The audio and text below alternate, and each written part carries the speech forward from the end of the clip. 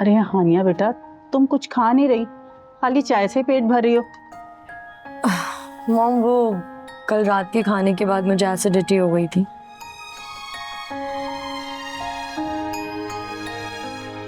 और इतना ऑयली और हैवी नाश्ता तो मैं करती भी नहीं हूँ। ये नाश्ता आपके भाई ने भेजा है, खुद आने की जहमत किए बगैर। अरे आप तो चुप रहे, वो कह रही है ना उसे एसिडिटी इशू है। बेटा तुम्हारे लिए ऑमलेट बनवा दूं? नहीं मॉम, वैसे भी मुझे भूख नहीं है। अच्छा राफे बेटा, हमारे फैमिली डॉक्टर 2 बजे बैठ जाते हैं, तो तुम ना हानिया को 2 बजे ले जाना। जी मॉम। आई थिंक वॉक से ठीक हो जाएगा, डॉक्टर की जरूरत नहीं है। ठीक है, जैसे मर्जी। हाँ चलें, आप तो खाएंगे। राफे, क्या तुम्हारे डैड हर किसी को इसी तरह तंज करते हैं? तंज? कैसा तंज? क्या हो गया? ओ अच्छा, जब उन्होंने कहा कि तुम्हारा भाई ही लेकर आया है नाश्ता, तो तुम्हें समझ नहीं आई थी क्या उनकी बात? तो और क्या कहते हो? राफे, दुल्हन के घर वाले ना इसी तरह हैवी नाश्ता लेकर आते हैं अगले दिन, लेकिन इसका हरगिज ये मतलब नहीं है कि जिसको वो नाश्ता नहीं करना वो भी करे। मुझसे पूछ तो सकते थे, मेरे लिए अलग से नाश्ता तो ला सकते थे, लेकिन नहीं, उन्होंने तो बस तंज मार दिया, जैसे कि वो तो बैठे में हूं कि मेरा भाई आएगा नाश्ता लेके फिर ही सब नाश्ता करेंगे। तुम गुस्सा क्यों हो रही हो? Please calm down. गुस्सा नहीं कर रही राफे, बस बता रही हूं, किसी ने मेरा हाल तक नहीं पूछा कि क्या लोगी नाश्ते में, उल्टा मेरे भाई पर ही तंज कर दिया। अच्छा ठीक है, ये बातें छोड़ो, ये बताओ माँ मूड कैसे ठीक होगा? मेरी मुंह दिखाई का गिफ्ट। मुंह दिखाया कब था? ये दिखा तो रही हूँ। ऐसे थोड़ी ना होता। शादी की रात कमरे में दाखिल हुआ जाता, दुल्हन का घूंघट उठाया जाता, उसकी तारीफ में कोई शेर अर्ज किया जाता, शेर की तशबीह चांद से की जाती, लेकिन तुमने तो सारा मोमेंट स्पॉइल कर दिया। अच्छा, तो फिर अब मैं भूल जाऊं अपनी मुंह दिखाई का गिफ्ट? ऐसे कैसे भूल जाओ? एक काम करते हैं, किसी रोमांटिक सी जगह पे जाते हैं, जैसे फिल्मों में गाना गाते हैं ना, वैसे कोई गाना गाते हैं। उसके बाद I'll go on my knees and I'll give you the wedding gift. ऐसे तुम कुछ ज्यादा ही रोमांटिक नहीं हो रहे हो? तो ये अच्छी बात है ना। एक काम करो, जल्दी से रेडी हो जाओ, मैं डैड से मिलके आ रहा हूँ, ठीक है?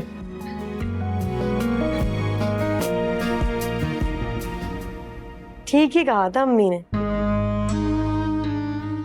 ये घुटनों के बल मुझे मुंह दिखाई का गिफ्ट देने आएगा।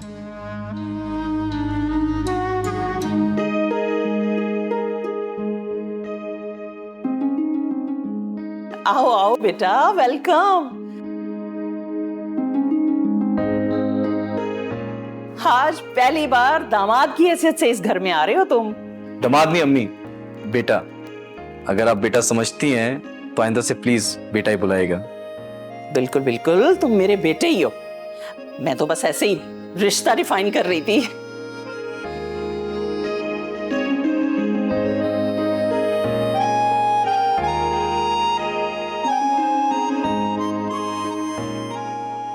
कोमल भाभी, आप लोगों में वलीमे के बाद मैके जाने की कोई रस्म नहीं होती क्या? नहीं, वो एक्चुअली मेरे डैड आज नहीं होती, और ऐसी फजूल रस्में होनी भी नहीं चाहिए।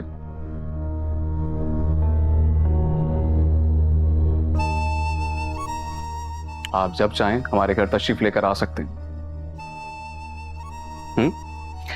अगर आप मेरी अम्मी के बेटे हैं तो मेरे भाई भी हैं।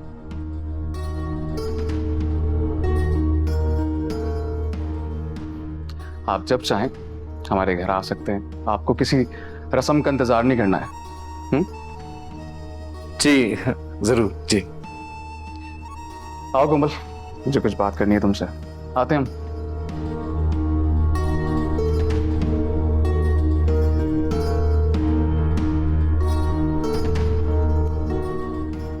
अरे तुम लोग खड़े क्यों हो? बैठो ना बेटा। अधिका, तुम यहाँ क्या खड़ी बातें सुन रही हो? जाओ ना, चाय बना के लाओ इन लोगों के लिए। जी मैं अभी लाती हूँ। अभी तक तो तुम्हारी अम्मी बहुत प्यार से पेश आ रही है मेरे साथ। पहले 2 दिन हदीका भाभी के साथ भी इतने ही प्यार से पेश आई थी। और उसके बाद? उसके बाद तो काफी अरसे तक मुझे यही लगता रहा कि हदीका भाभी उतनी ही बुरी हैं जितनी अम्मी को लगती हैं। आखिरकार मुझे ये समझ आ ही गया कि हदीका भाभी अम्मी का आईना है। अम्मी को उनमें जो बुराई नजर आती हैं वो अम्मी में खुद में है। सच अ डिसास्टर वासिक। माँ का रिश्ता तो एक खूबसूरत रिश्ता होता है। मेरी मॉम नहीं है, मुझे उनकी बहुत कमी महसूस होती है। और तुम्हारी अम्मी होने के बावजूद तुम्हारी नजर में बुरी बन चुकी हैं। कोमल, अगर मुझे अकेले रहना होता ना तो मैं इस घर में रह लेता, लेकिन अम्मी की चालबाजियों की वजह से तुम डिप्रेशन में चली जाओगी और ये मैं बिल्कुल नहीं चाहता। इसलिए मैं चाहता हूँ कि हम उस घर में शिफ्ट हो जाएं। तो हम कब जा रहे हैं यहाँ से? कल सुबह बताऊंगा तो चलेगा? चलेगा।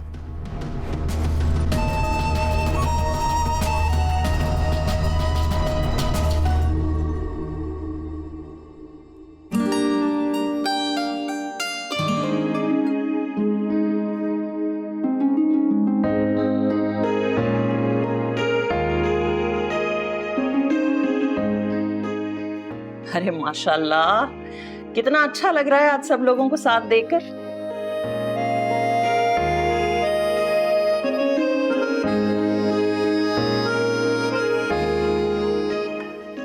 लेकिन वासिक कहाँ है? बाहर कोई मिलने आया था, 2 मिनट का कहकर गया, अभी आता ही होगा। कहकर गया है नहीं बेटे, कहकर गए हैं। अपने शौहर को तुम कहकर नहीं बुलाते, आप कहकर बुलाते हैं। तो फिर तुम मुझे तुम कह क्यों बुलाती हो? चुप रहो। तुम्हारे सारे मूड, सारे एक्सप्रेशन पसंद है मुझे, लेकिन इस वक्त जो तुम पर ये मूड तारी हुआ है ना, ये मुझे बिल्कुल नहीं पसंद। तुम्हें किसी चीज की टेंशन ना हो, इस वजह से मैं चाहता हूं कि हम इस घर से बस चले जाएं। मुझे अपनी नहीं, हदीका भाभी की टेंशन हो रही है। मैं ये सोच के परेशान हूं कि इस घर में उन्होंने इतना वक्त कैसे गुजारा। यार सच पूछो तो पहले मुझे भी ये लगता था कि हदीका भाभी ही फसाद की जड़ हैं, क्योंकि अम्मी ने सबको यकीन दिलाया हुआ था कि वो हम सब पे काला जादू करती हैं। बट थैंक गॉड कि मैं फरहान भाई की तरह बेवकूफ नहीं हूं। तो फिर हम कब शिफ्ट हो रहे हैं अपने घर? हाँ, कुछ फर्निशिंग का काम चल रहा है, इंशाल्लाह 1-2 हफ्ते में हो जाएंगे।